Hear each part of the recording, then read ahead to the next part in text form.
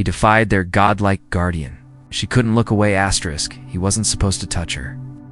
And yet there he stood, shirt torn, breath heavy, palm resting gently against the cool, silver blue skin of the alien woman who was clearly not expecting to be touched by a human. Not like that Captain Ray and Knox had crash-landed on planet Alaris less than 48 hours ago. And already he'd broken one of their sacred rules. No physical contact between species without permission from the matriarch. Too bad nobody told him that until after he'd pulled the stunning alien woman from a burning transport skimmer. Her name was Velani. She had eyes like twin amethysts, deep, swirling, and curious. Her voice sounded like glass wind chimes in the rain, and her hair flowed down her back in thin, silky tendrils that shimmered with streaks of pink and violet. She was taller than Rayanne by a few inches and moved with a graceful, deliberate confidence that made every step feel like a performance. He hadn't meant to see her body, not all of it. But when the fire from the wreckage flared up, she'd stumbled. Her robe tore, and there it was. Smooth alien curves, framed by a soft glow from her bioluminescent tattoos, pulsing gently across her hips and abdomen like some kind of living constellation. Rayan had seen a lot in his time mercenary wars. Derelict colonies, star beasts the size of freighters, but nothing prepared him for the sight of her. She gasped. "You touched me," she whispered, her voice a mix of shock and something else he couldn't quite place. Her tail, long and sinuous, wrapped tightly around one of her thighs. "Saved your life," he said, not breaking eye contact. "By touching a highborn female of the Ellerin?" She asked, a sharp hiss in her tone. "That's punishable by skin searing." He raised an eyebrow. "At a spa treatment or something?" She didn't laugh. But she didn't hit him either. Instead, Velani narrowed her eyes, stepped closer, and tilted her head, studying him like he was some unusual puzzle piece that didn't quite fit in the galaxy. "You're different," she said, slowly. "All the humans we've encountered in the diplomatic envoy were shorter, smaller, softer." Rayan crossed his arms, despite the tear in his shirt exposing the claw mark on his chest. "I'm not with the diplomats." "No," she murmured, almost to herself. "You are not." They stood in silence as the smoke rose behind them, painting the twin moons above in orange haze. Then, without warning, Velani stepped close enough for Rayan to feel the faint warmth coming off her skin. She looked down at his chest. Her hand hovered, unsure. When she finally touched him, was with a kind of cautious reverence usually reserved for sacred relics or ancient artifacts. "You are usually large," she said, fingers lightly tracing the line of his collarbone. Her eyes flicked downward. "In many places." Rayan almost choked on air. "Excuse me?" "I speak of proportions," she said innocently, though the curve of her lips suggested she was not that innocent. "You're kind. Hide such things well in uniform, but now I see. The rumors about human biology might not be exaggerated." It gave a slow, amused shake of his head. "Didn't know I was part of a rumor mill." Velani leaned in just a touch more. "The Ellerin males are not built like you, at least. ... Not in such bold dimensions." "Should I take that as a compliment? Or a scientific observation?" "Both," she said simply. Then the moment shattered. From the distance, a horn echoed low and guttural. Velani snapped to attention, her humor replaced by urgency. "They found us," she whispered. "The matriarch's guard." Rayan frowned. "That bad? They will think you tried to take me." Forcefully. He raised his hands. "All I did was pull you out of a fire." "To them," she said, stepping back, "you committed an ancient crime, one that hasn't been forgiven in over 300 years. Rayan glanced at the horizon. Hoverbeasts were moving fast through the forest, cutting through the mist like phantoms. "Guess this is the part where we run." Velani hesitated. "You touched me. That act cannot be undone. Would you rather I hadn't?" Him really looked. Then she reached forward and took his hand deliberately this time. "No," she said, voice low. "But if you're going to die for touching me, you may as well do it properly." And just like that, she kissed him just once. Just long enough to change everything, and then they ran. Villani had never run with a male before, especially not while holding his hand. The forest around them glowed faintly under Alaris's twin moons, soft blue and violet light washing over the huge trees and thick rubbery leaves. Each step crushed down luminous moss that lit up their footprints like a trail of stardust. It would have been romantic if it wasn't also an excellent way for the matriarch's guards to follow them. Rayhan glanced over at Villani as they dashed between tree trunks. So ... kissing a highborn female and then fleeing into the jungle, not the worst date I've ever had. Villani, still slightly breathless from both the kiss and the sprinting, gave him a sideways look. "You humans joke too much. And you, Elerin, take everything like someone's watching with a clipboard." She paused just long enough to duck under a branch before replying, "That's because someone usually is watching with a death warrant."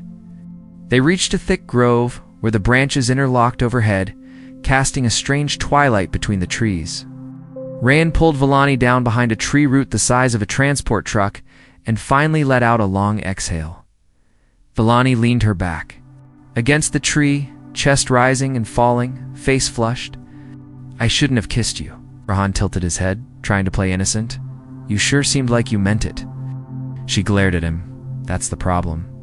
He didn't say anything right away, just looked at her.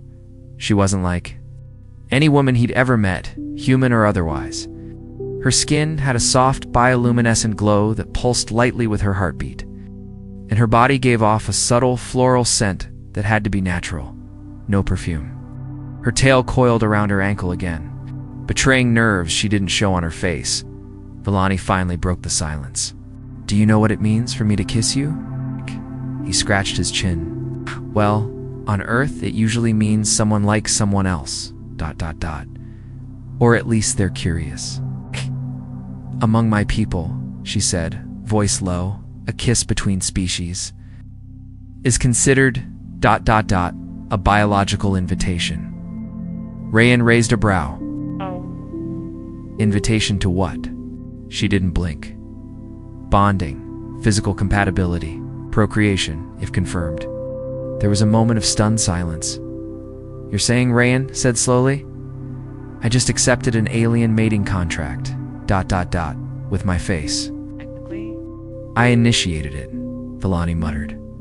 "But yes, that's how the Elerin do it." Rayan let out a short laugh. "Well, damn. First time I got engaged by accident." Villana's cheeks turned a deeper shade of lavender, clearly annoyed by his amusement. "This isn't a joke." "Yeah, no, I get it," Rayan said, holding up his hands. "You've got traditions, not trying to mock them, but from my side of things, you kissed me. Shouldn't I be the one freaking out?" "You should," she admitted, "but you're not." Rian gave a small shrug. "Guess I like risk." Villani looked away, biting her lower lip, sharp little fangs peeking out for a split second. "There's another issue." He leaned closer, lowering his voice. "Bigger than the one we're already running from?" She glanced at him actually. ... Yes. Rayan sat up straighter. "All right. Hit me." Villani hesitated. Then, with a deep breath, she said, "You're anatomically incompatible." He blinked. "What?" "Too large," she clarified, cheeks coloring again. "Too ... dense. I scanned your body during first medical check. Our internal biology is built for slender pair bonding. Elerin males are ... shall we say, more modest in structure." Rihan blinked again, then gave a slow, sly smile. "So what you're saying is, I'm too much man for your species too." "Handle," she rolled her eyes. "Do not make it sound like a compliment. It's a logistical concern." He leaned in, just a little. "But lucky for both of us, I'm good at logistics." Villani opened her mouth, probably to scold him again, but the sound of movement in the distance made her freeze. The hover beasts were close, no snorting, snuffling, hunting for their scent. A pulse of fear shimmered across Villani's skin like a ripple in a pond. Rain reached out and gently took her hand. Hey, look at me. She turned reluctantly. You saved my life when you pulled me out of that wreck. I returned the favor pulling you out of that skimmer. Now we're even. So, let's stop acting like we're enemies just because we don't fit each other's rules. Villani looked at him for a long moment, and slowly she nodded. You're right, she said quietly. But we still need to get to the western cliffs. There's an outpost there, a neutral zone. If we can reach it before dawn, they won't be able to touch us. Rayan stood, helping her up. Then what are we waiting for, princess? I'm not a princess, she muttered, as they started moving again. Sure you are, he said with a grin. Glowing skin, royal attitude, tail that curls every time I talk. She slapped his arm. Not hard, but not soft either. And just like that, they ran again, into the alien night, two fugitives from two worlds. Slowly beginning to realize that maybe the biggest danger wasn't the guards chasing them. It was how fast they were starting to want each other.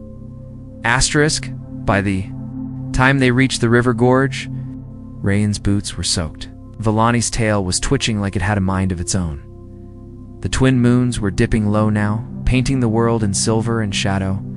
The river below rushed with glowing waters filled with the same phosphorescent algae that lit up the trees, and the cliffs ahead rose like jagged teeth. Villani crouched low near the edge, scanning for patrols with a serious expression on her face. We'll have to climb that slope before the light changes. The guards only track by scent, but once the sun rises, aerial scouts will spot us. Rayan stood beside her, hands on hips, eyeing the nearly vertical cliff wall. You climb that often? No, she admitted. It's considered sacred ground. He arched a brow. So, no one will think to look for us there? Exactly. Rayan grinned. I like the way you think. She looked up at him, unsure whether it was sarcasm or sincerity. But there was something about the way he said it simple. Confident that made her chest feel warm again. They made the climb in near silence.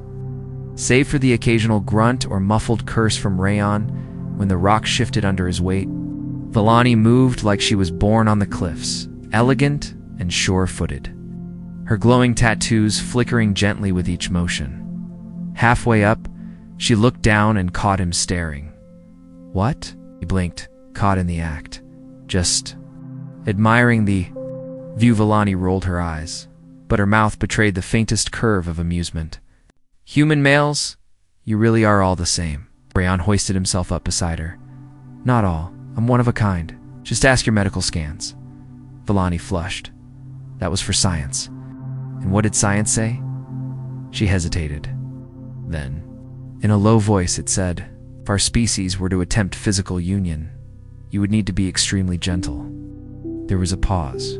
Rayan smirked. So you have been thinking about it. Villani inhaled sharply. You are impossible.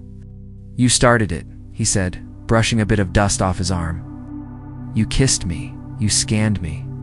You explained very graphically. I might add that I'm too well built for your people. You're turning this into a game. No, Villani, he said, suddenly softer. I'm trying to understand. What does this mean for you? For us? She blinked. For a moment, all her usual sharpness faded. It means, she said slowly, that if we continue down this path, there is no turning back. The Ellerin take bonding very seriously. Once joined, it is permanent. Permanently exclusive, Rayan asked, half joking. Permanently everything. Emotion, biology, memory. We don't just share a bed, we share selves. Rayan was quiet. For a moment, well, he said finally, that explains why your kiss felt like it rearranged my brain. Villani turned away, embarrassed again. Her skin pulsed brighter for a moment. I didn't mean to mark you, she murmured. You didn't. Not really. He stepped closer, their bodies only inches apart now. But I'm not exactly upset about it. Her eyes flicked up to meet his. You don't understand what you're saying, maybe not. But I know this. I've never met anyone like you. You're smart, brave, stubborn as hell, And you have a tail that keeps wrapping around your leg whenever I get too close." Her eyes widened. "It does not. It just did." She looked down, cursed quietly in her native tongue. Rayanne reached out and very carefully brushed his fingers against her hand. This time, she didn't pull away. Instead, she tilted her head slightly, studying him. "You are strange," she said softly. "Thanks. It's a gift." "And strong," she added, her voice barely above a whisper. "Stronger than any Ellerin male I've met, in body and will." His thumb brushed across her knuckles. "You're beautiful, in a way I've never seen. You move like poetry. You glow when you're angry. I'm fairly sure your tail has its own mood settings." Vellani let out a sound that was almost a laugh. Then she leaned forward and kissed him again. Slower this time. Deeper. It wasn't just a spark. It was a flame now. Soft, burning, dangerous. And when she pulled back, her voice trembled with emotion. "If we do this, you will belong to me. Fully. No walls. No secrets. You'll feel what I feel. You'll see my memories, my pain, my people, everything." "I'm not afraid of your past," Rayanne said, eyes locked on hers. "Are you afraid of mine?" She didn't answer with words, just placed his hand against the center of her chest where her heart pulsed beneath her skin and said, "Then come." Together, they climbed the last stretch of the cliff in silence, their fingers interlaced, their breaths falling into sync. When they reached the top, dawn was just beginning to break. Behind them, world was chasing them. Ahead, something far more terrifying and far more promising waited, a future together. Asterisk, by the time they reached the clifftop sanctuary. Sun had broken through Alaris's pale sky like molten gold spilling. Across glass, Vellani led Rayanne through a narrow crack in the stona, passage only visible when the light hit it from the east. On the other side was a hidden grove, ancient trees with violet leaves, soft moss that cushioned their steps, and a bubbling spring that glowed faintly with bioluminescence. A small structure stood at the grove center. It wasn't much more than stone and vine. But Rayanne could tell it was sacred just by the way Vellani paused before entering. "We call this place the Quiet Hollow," she said, voice hushed. "It's where our ancestors came to form life bonds in private." Rayanne let out a low whistle, brushing a hand along the wall. "So... This is your people's version of a honeymoon suite." Vellani blinked at him. "A what?" "Never mind," he said with a half smile. "Do all Ellerin couples come here?" "Not anymore," she replied. "Modern tradition uses ceremonial chambers in the capital, but this place, it's older, stronger." Rayanne raised an eyebrow. "So you brought me to the raw place?" Vellani's face flushed in a deeper blue tone. "I brought you here because it's the only sanctuary where the matriarch's authority doesn't reach." She stepped inside, and Rayanne followed. The air shifted. Warmer. Thicker. The vines along the ceiling glowed brighter as they walked, sensing their presence. There was something humming beneath the floor, like a low heartbeat resonating through the stone and into their bones. "What is this?" Rayanne asked quietly, his voice echoing slightly. "The bonding resonance," Vellani replied. "It awakens when a pair enters with intent. It senses ... connection." "I see," Rayanne said, glancing around so it's judging us. "No," she said, stepping toward the central stone platform. "It's listening." Rayanne stopped next to her. "Vellani... Before anything happens, I need to know something. Are you sure you want this?" She turned to face him. "Are you?" Rayanne didn't answer right away. He looked at her, not just her beauty, though it still hit him like a gut punch, but her eyes. The way they searched his face. The way she waited, not demanding, not pleading. Just waiting, like she already knew the answer. "I've fought battles on 10 planets," he said. "I've seen things that still keep me up at night. I've made decisions that cost people their lives. But right now, standing here with you, this is the first time I've felt like I was exactly where I was supposed to be." Her breath caught in her throat. Then she whispered, "You must accept what comes next." "What is it? A test? A confirmation? Before full bonding, our species must..." Synchronize. Physically. Rayan's eyebrows lifted. Synchronize. You mean, Vellani interrupted. You and I must find harmony. Breath. Rhythm, motion. Our bodies must prove they are ... compatible. Kind of a ... galactic first date dance? Less dancing? More touching. Much ... closer. He took a slow breath. And if we're not compatible, Vellani looked away. The bond fails. And it will scar both of us, deeply. Rayan moved closer, placing a hand on her waist. Then we take it slow. We figure it out. She nodded once, then slowly, carefully, unwrapped the silken wrap from her arms. Her tattoos pulsed with color pale pink, then deep indigo as she bared her skin to him. The light of the grove responded, growing brighter around them. Rayan shrugged off his jacket, pulling his shirt over his head. He didn't miss the way Vellani's eyes flicked over his chest, lingering on the jagged scar across his ribs. That one's from a worm beast on Fenner 5.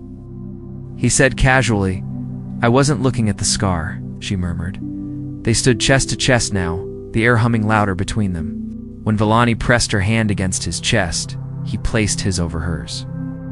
Their breathing sensed, slow, deep, uncertain, but willing. Then it began. Not sex. Not yet. Something ... older. She leaned her forehead against his, her fingers pressing into his skin, and the room pulsed with light. Thoughts, not words, flowed between them. Feelings, memories, impressions. He saw her childhood floating among glowing flowers. Her mother's laughter, the pain of her first failed bond attempt. She felt his memories straining in Earth's. Harsh gravity, the loneliness of drifting from battle to battle, the ache of losing his squad mates. Tears prickled behind her eyes. You carry so much, she whispered. And you carry everyone, he said back. She gasped. Her hand slid around his neck. Then their lips met. This time, the kiss wasn't cautious, it was deliberate. Fierce Rayan's arms wrapped around her back, pulling her into him. She pressed against him, tail curling with instinctive pleasure. The vines above brightened like they approved. His hands explored her glowing skin, and hers trembled as they traced the muscles of his shoulders. There was no rush, only hunger wrapped in awe. I feel everything, Vellani whispered into his neck. Your pulse, your heat, your want. You feel mine? He murmured, voice husky. Yes, it's overwhelming. Good. She laughed a soft, beautiful sound. And then she whispered something in her native tongue. What does that mean? Rayan asked. She leaned into his ear. It means, take me to the edge of stars. And as the grove filled with light and heat and heartbeats, Rayan realized that maybe, just maybe, he already had. But outside the sanctuary walls, something darker was stirring. And their bond might be the only thing strong enough to stand against it. Asterisk. The moment their bodies fully aligned, heart to heart, skin to glowing skin, something ancient awoke beneath the sanctuary floor. The ground didn't shake. The light didn't explode.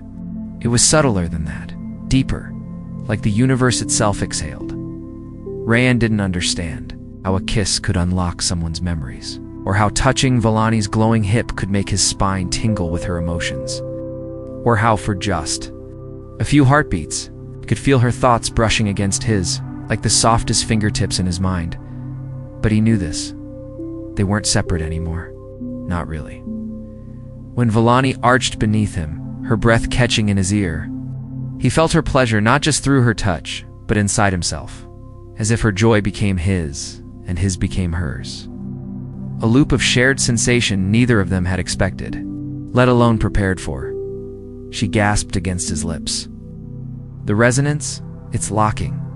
Is that a good thing? He asked between breaths, his voice thick with emotion. Vellani gripped the sides of his face, her thumbs brushing just beneath his eyes. It means ... our bond is successful. He paused. You sure? 'Cause I'm not getting any error messages? That earned a breathless laugh from her, a soft, musical sound that rolled through him like a warm current. You joke too much," she murmured, pulling him closer. "Yeah," he said with a grin. "But you still kiss me first." Their laughter faded into soft sighs and quiet touches. Now the sanctuary held them warm and glowing. The vines above gently swayed like they were, swaddling the moment in approval. Even the spring water outside bubbled with a strange, peaceful rhythm. For the first time in a long time, Rayan felt safe. No missions, no commands, no gunfire or blood or alarms. Just the slow, steady thrum of two people learning how to breathe. Together. Eventually, Villani rested her head on his shoulder, her bare skin luminous against his. "You're not like the others," she said softly. "I get that a lot." "No," she insisted. "I mean it. Your species. We thought we understood you. Your scientists were cold. Your ambassadors always careful, guarded. But you came in fire and instinct and stubborn heart. Didn't have a lot of choice," he said, brushing his fingers through her hair. "Crash landing into your trees was less about planning and more about gravity."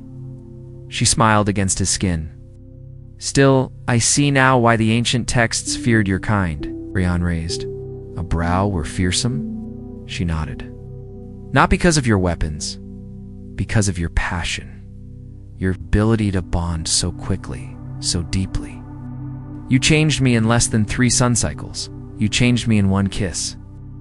They stayed like that, a while quiet, connected. Air between them was thick with emotion, but no longer electric. Now it was warm, solid, trusting, but the world outside hadn't paused. It was Villani who noticed it first. She sat up slowly, eyes narrowing. Her skin darkened to a dusky lavender shift that Rayan had learned meant tension. "What is it?" "Something's wrong," she whispered. "The air, it's too still." Rayan sat up too, reaching for his shirt. "You've got magic glowing tattoos, and now you're a weather forecaster?" Villani didn't smile this time. No birdsong, no grove spirits, no hum from the roots. It's silent. Rain buckled his belt, instincts flaring. That's never a good sin. They stepped outside the sanctuary, half expecting to see guards on the ridge, but the horizon was empty. The forest stretched wide and calm to calm. Then they heard it, a low thrum, not from the sanctuary, but from the air itself. A sound that wasn't sound. A pressure, a pulse, as if something ancient was waking up. Angry Villani turned pale. "No, ... that's impossible." "What is?" She pointed to the sky. That shimmer." Rayan squinted. Above the horizon, the air was ... bending. Warping. A barely visible ripple shimmered like heat waves, forming a jagged circle high. In the atmosphere, a rift, she whispered.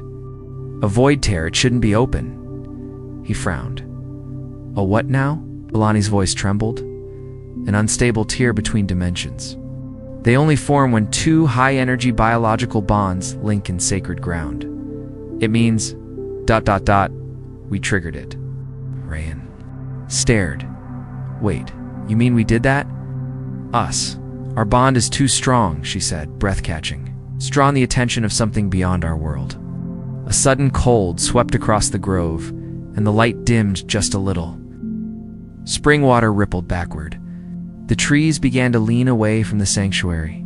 Then from the rift, black shapes slipped through. Rayan reached instinctively for his belt. No weapon, just instinct and fists. "Please tell me that's a local bird." Villani shook her head. "That's not local. That's the hollow one." A creature of living shadow hovered in the air, wings spread wide like an oil-stained bat, its face blank, eyeless. Its chest glowed with the same color as Villani's tattoos, but wrong, twisted. Cold. "It was sealed centuries ago," she whispered. "No one believed it still existed." "Well," Rayan said, eyes narrowing, "it does now." The creature let out a soundless scream, and the sanctuary walls began to crack. Villani grabbed his arm, her fingers shaking. "This is my fault." Looked at her serious, grounded. "No," he said. "This is our bond. I'm not letting anything rip it apart." The hollow one descended slowly, hungrily. Villani stepped forward, her tattoos brightening. Rayan followed her. shoulder to shoulder together, and the war for their future began. Asterisk, the hollow one didn't land. It hovered a black stain in the sky.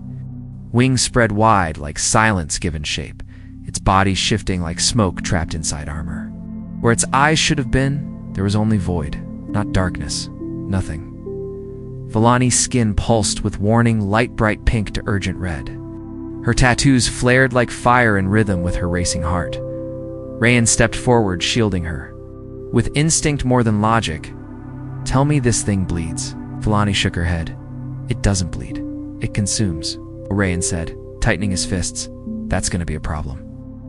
The creature let out a silent shriek, and a wave of cold slammed into the grove. Trees cracked, sanctuary stones groaned. Even the glowing spring behind them dimmed, as if the hollow one was draining the color from the world. Vellani stumbled. Rayan caught her before she hit the ground. Her body was freezing in his arms. "It's feeding on my energy," she whispered. "It wants the bond." "Can't have it," he said. "You don't understand," she gasped. This bond wasn't just between us, it touched the ancient roots of the world. The sanctuary amplified it. That creature was drawn to it. Drawn to us. Rayan looked up at the rift. More shadows were shifting behind it. "No," he muttered. "Hell no. I didn't crash land on your planet, accidentally fall in love with a glowing goddess just to have some wing smoke demon eat our relationship." Vellani coughed a weak laugh. "Only you could phrase it like that." "Come on," he said, lifting her gently. "No. You said the sanctuary amplifies bonds." "Right. So we give it more." Her eyes widened. "You want to feed it more energy?" "No," he said, walking toward the altar stone with her in his arms. "We feed each other, strengthen the bond, push back. Through what, a kiss? A ceremony?" He grinned. "We already did the kissing. Time to try the next level." Vellani's breath caught. "You're serious? Dangerously underqualified?" "For this," he admitted, "but I'm not letting you die in my arms, Vellani. So, yeah, I'm serious." The sanctuary floor vibrated as he laid her down on the central stone slab. The vines above began to shimmer again, sensing their intent. This time, they glowed gold. Vellani's hand trembled as she reached for him. "Our bond could break under pressure." "Then we don't give it pressure," he said, sliding beside her. "We give it trust." He kissed her again, not rushed. Not fiery, but deep and full of promise. A promise that said, "I'm here, I'm yours, and I'm not going anywhere." The response from the sanctuary was immediate. Light exploded from the stone beneath them, not burning, not blinding, but pure. The color of shared breath, of life, of love. It didn't just light up the grove, it pushed back the darkness creeping in from the rift above. Vellani gasped. Her eyes glowed, now not reflecting light, but producing it. Double quotes RYAN ... She whispered. "I feel everything. Your memories, your scars, the weight you carry." He rested his forehead against hers, then shared. "Help me carry yours too." Their bodies pressed together, not just in desire, but in synchrony, heartbeats syncing, thoughts weaving. The sanctuary pulsed with approval outside, the hollow. One screamed again, but this time, the sound warped, like it was in pain.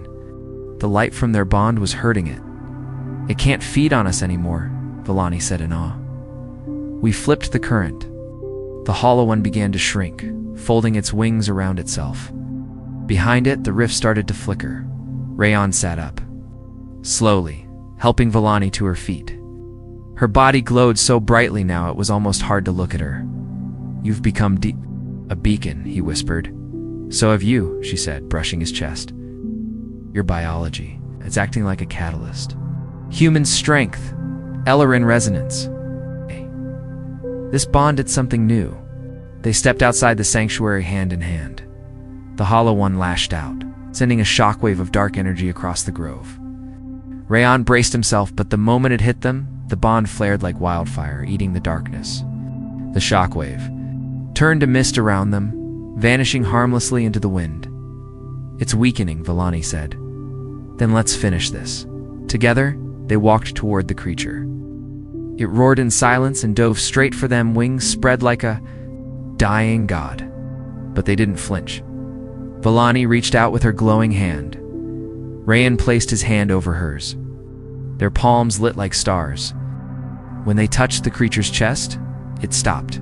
No explosion. No scream. Just ... stillness.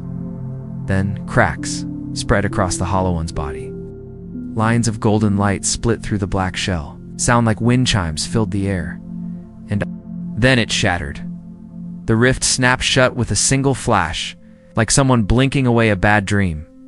Silence fell. Real silence. The forest exhaled. The spring bubbled again.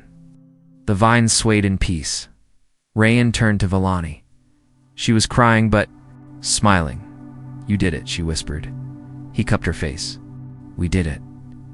She leaned into his touch. "The bond is permanent now. We'll never be apart, even across stars." "I can live with that," he said, brushing a glowing strand of hair from her cheek. "But maybe next time we form a relationship." "We try dinner first." She laughed, eyes full of light. "You are impossible. And you," he said, kissing her slowly, "are everything I never knew I needed." But far above, in the ruins of the rift, something else stirred, something older, something that had been watching, and it had noticed them. Asterisk. 3 days passed. The sanctuary grove slowly healed its broken stones now sealed by glowing vines, and the once dormant spring now flowing stronger than ever. Flowers bloomed that hadn't bloomed in centuries, their colors shifting with the moods of the two souls who had bonded within. Rayan sat on the edge of the spring. Shirt off, boots drying beside him, Villani knelt behind him, fingers gently tracing the line of an old scar on his shoulder. "This one?" she asked. "Energy blade. Close quarters." Barely got out. Her hand drifted lower, pausing on a newer mark. "And this one?" "That one's you," he said with a grin. "From when you kissed me and accidentally made my spine light up like a power conduit." Villani chuckled, then leaned down to kiss. "The spot softly you survived." "Barely," he said, turning slightly to catch her gaze. "That bond thing? It's no joke." She settled beside him, wrapping her tail around her own leg out of habit. Her glow was softer now, less pulsing, more steady, like she'd finally found a place to rest. "It's changed me," she admitted. "I can hear your thoughts when I touch you. Not clearly, but enough." "Good," Rayan said. Ow. "Then you know how much I liked that last kiss." Her eyes sparkled. "That wasn't a kiss. That was me recharging you." "Keep recharging me like that and I'll be glowing too." She laughed again, but there was something else in her eyes. Seriousness. "Wait. You know the Matriarch Council will demand answers." He nodded. "Let them. I've got nothing to hide. They'll see us as a threat, Rayan. Not because of what we did, but because of what we are now. Two species fused into one bond, with the power to open or close dimensional rifts. You make it sound like we're nuclear lovebirds." "I'm being serious," she said softly. "We've changed something fundamental. The ancient energy here wasn't meant to be touched like that. It responded to you too well. You amplified me. My people will want to study you, or worse, contain you." He looked at her, his eyes steady. "Then you'll protect me." Villani hesitated, then nodded. "With my life." A breeze carried the scent of blooming sky vines across the grove. In the distance, glowing deer-like creatures emerged from the forest edge, the world beginning to trust itself again. Peace had returned, but not without cost. They had risked death for love, and doing so, they had created something new. "Can I ask you something?" Rayan said, "Of course." He reached into his pack and pulled out a thin silver chain. Attached to it was a ring not Ellerin, but human in design. Simple. Strong. Worn from years of carrying, my father gave this to me, told me to give it. To someone when I stopped running. He looked at her. No grin this time. Just truth. "I think I've stopped." Villani stared at it, eyes wide. "What? ... What does this mean?" "In human culture," he said gently, "it means I'm yours.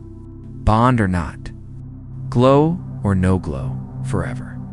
Villani's hands trembled as she took it. "We don't wear rings. We tattoo our names into each other's memories. Sounds permanent, it is." He reached for her hand, holding it tight. then you remember mine. And I'll remember yours." She leaned forward and kissed him, not just with lips, but with her mind, her spirit. The kiss wasn't hungry now. It was a promise, a seal, homecoming. When they pulled apart, the sanctuary glowed brighter, but just as peace settled. Between them, a low vibration rippled through the air. Not from the grove. From above, they both turned, eyes drawn to the sky where the rift had been. The air shimmered again, not a tear this time, but a ripple, like someone had knocked gently on the veil of reality, or a soft echoing pulse that faded as quickly as it had come. Villani stood slowly. That ... wasn't the hollow one. "No," Rayon said, rising beside her. That felt curious. Her eyes narrowed. "It noticed us." "Whatever it is," he slipped his hand into hers. "So what now? You go tell your council we're some kind of cosmic key?" "They'll panic," Villani said honestly. "Some will fear you. Others will worship you. And you." She looked up at him. "I'll stay at your side. If they try to lock you away, I'll bring the whole mountain down." "Romantic," he said with a grin. She smirked. "Not bonded. With a human, romance is required." They turned together, facing the direction of the capital city, the path ahead uncertain, but no longer feared. Behind them, the sanctuary pulsed with soft light. The forest whispered again. A spring bubbled. "Ah, the vines," hummed gently. Far above, beyond the stars, something watched, something waiting, something that had seen the spark of this impossible bond and understood what it did. It meant that humanity had done it again. It had loved something strange, and that love had changed the universe. The end. But the stars were just beginning to listen.